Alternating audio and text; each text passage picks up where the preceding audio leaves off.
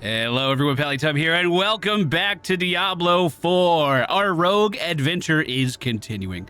And today on stream, I got humbled in a very big way. I tried the level 70 Capstone Dungeon, and I went in feeling pretty cocky.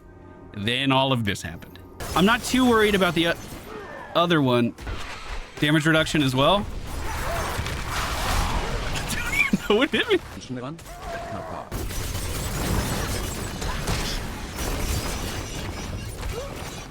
That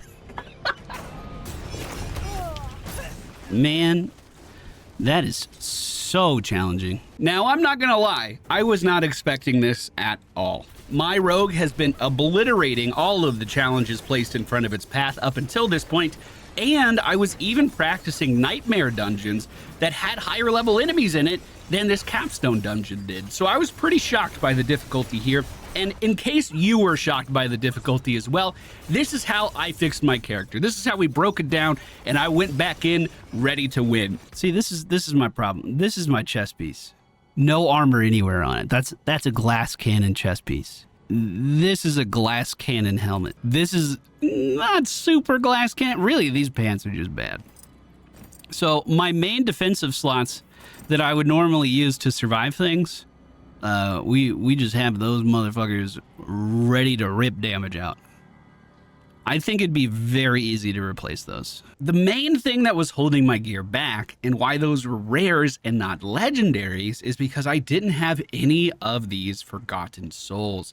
These bad boys drop out of Hell Tides and are used for a lot of high-end crafting after level 50. I know many of you are very familiar with what Hell Tides are, but I was actually uninitiated by this point, so let me catch everyone up to speed. Hell Tides are basically events that take over a zone for 1 hour. The zone that's taken over by the tide is going to be spawning a ton of enemies in its area, and your goal is to kill as many of those enemies as possible and then collect these aberrant cinders. There are public events, just like when you were leveling up, that drop these. There are bosses you can take down, but more importantly, chests that you can open as well. My goal is to collect 175 cinders and then find the big chest to open it, and I was able to do this twice within 1 Hell Tide. By the way, if you want any help with these, helltides.com has a great map. I'm not affiliated with that in any way. Someone just shared it with me on stream, and it was super useful. Hanging out in that Helltide for an hour gave me about a dozen of these Forgotten Souls and quite a lot of the Obels of Curiosity, which meant I could start to gamble some of my gear. So I went to the gambler, rolled a few chess pieces until I got this legendary that I put on. I already had this barrier effect on my gear, but at a much lower level, so I had to reshuffle a lot of stuff. The Occultist allowed me to craft many defensive legendary aspects onto my gear that I was neglecting putting on because I didn't have any of that Helltide currency. I also traveled over to the jeweler in town to add sockets to my gear. I had way more of this scattered prism currency than I ever thought. I checked this really early on in my rogue's career and I only had 2 of these, but I was sitting on nearly 20. With that, I was able to add so many sockets onto my pieces of gear, 2 on my pants, 2 on my chest piece, 1 on my helmet, even adding more onto my weapons. And that should add a lot of extra mileage too. Of course, going to the blacksmith to make sure you upgrade each piece of gear to the best of your ability will also help out. As you can see, I'm already out of that Helltide currency. So in a little over an hour, I was able to transform my character stats from this to this. Now, I want to be very clear. Even after all of that, my gear is still not good. I don't think you need to have a 100% optimized build to jump into this and be successful. But we can do a lot to get our character moving in the right direction, and that's what I tried to do. Quick mouse over for all of my gear, just for those of you playing along at home that wanted to take a look. I broke this down into my defensive legendaries as well as my offensive legendaries down at the bottom, just to show you how I'm actually balancing this out. I do really like these unique gloves. This is what made me move over to the Shadow Cone playstyle in the first place. and I love our imbuements, but my offhand weapon is a very good stat stick, but the legendary effect on this doesn't benefit me at all, just because I don't use the combo points. I use Inner Sight to go ham on my enemies. I want to replace that with an imbuement as soon as I can, and this beauty is also pretty nice. Max rolls on that Twisting Blade orbital attack. Very big fan. And with that, we are back inside of the Capstone Dungeon. I'm going to give it another go right now. If you guys have made it this far into the video, please consider hitting that thumbs up button. It helps us out a ton. Inside of this Capstone Dungeon, I need to choose my path. I'm going to do the exact same thing I did last time. I'm going to go to the right. Now, my build is very mobile. It also excels at killing a single enemy in a pack and then exploding the rest of the pack. So I do feel relatively confident going into this, especially with our upgrades. But that being said, I felt pretty confident last time too. We killed the damage reduction guy and then jump back in on the electricity elite, the overseer. Still need to kite away from this. The damage is very high.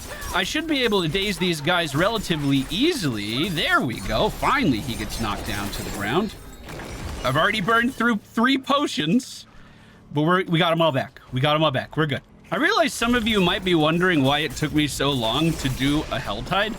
And, well, over the past week, we've been really struggling with ISP issues. My upload speed was so hilariously low that I basically couldn't stream, couldn't upload, couldn't do any of my job until it was fixed. I tried playing Diablo with that, and I was just rubber banding all over the place. So basically, I just couldn't do Helltides at all. I couldn't do any difficult content at all. It's really refreshing to be able to jump back into something where the enemies can actually fight back. I never really understood why everyone had a problem with online always gaming until right now. I might be on your side. Made my way around the first loop. This was a pretty big challenge in here in the middle.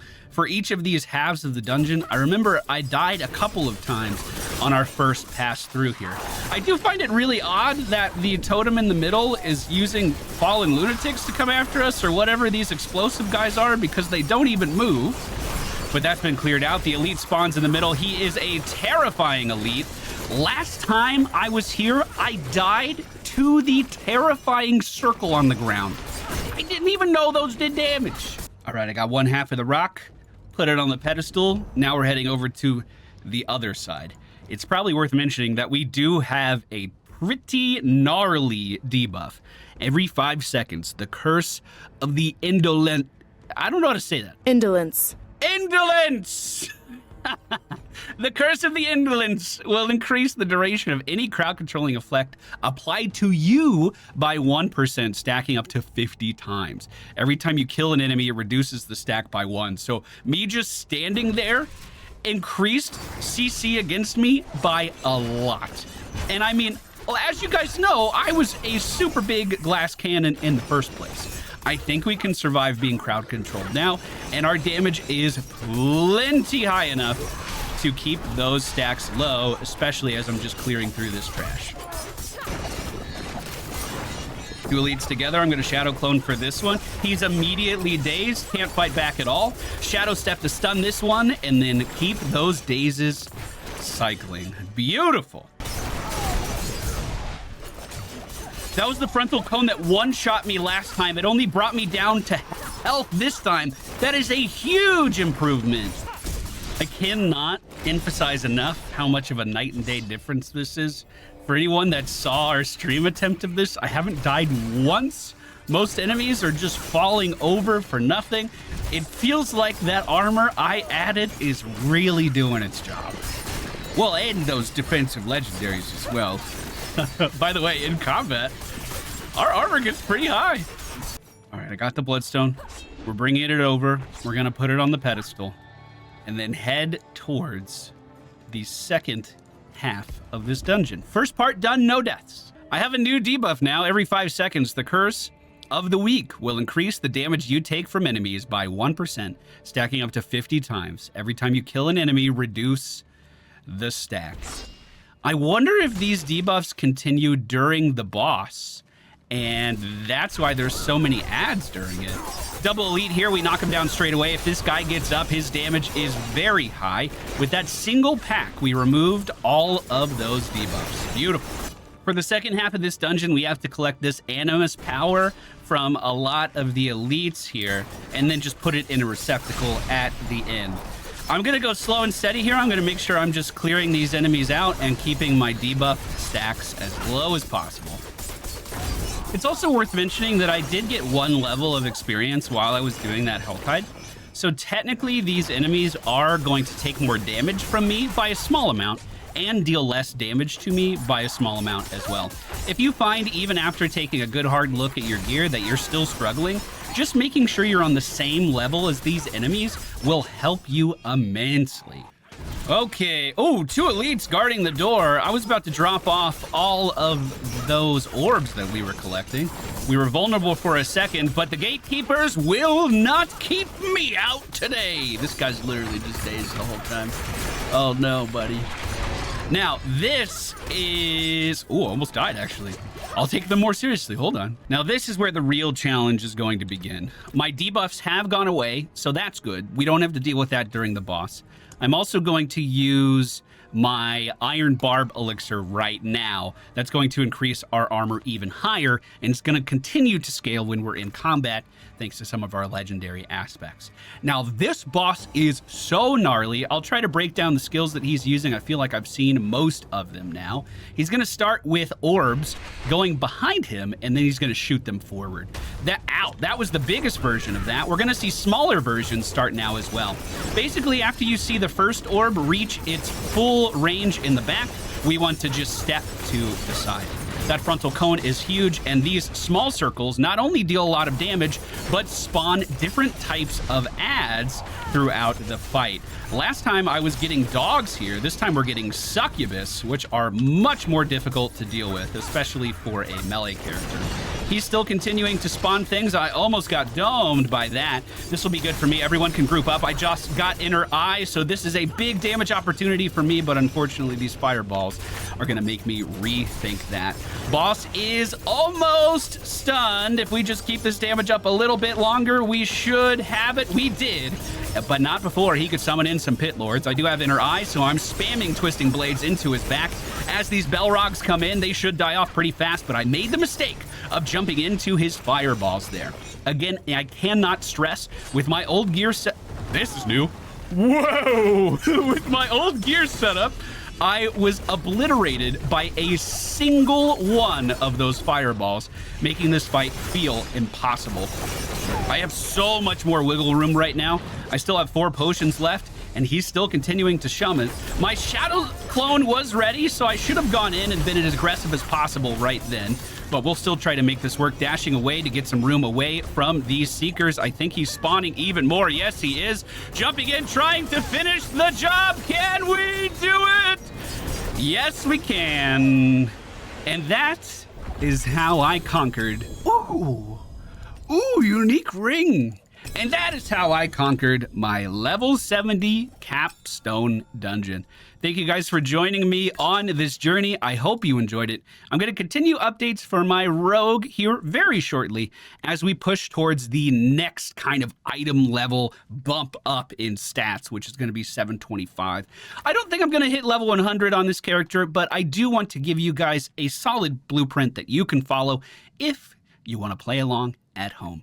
Now, with that completed, I can go to the world tier statue and change my difficulty to Torment. All enemies are going to be level 70 now. Oh, that's going to be scary.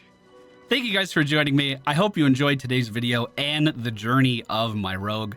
This is not what I expected our Diablo coverage to look like a month after release. I was expecting to be releasing dozens of videos by this point, but unfortunately there are a lot of circumstances that were out of my control.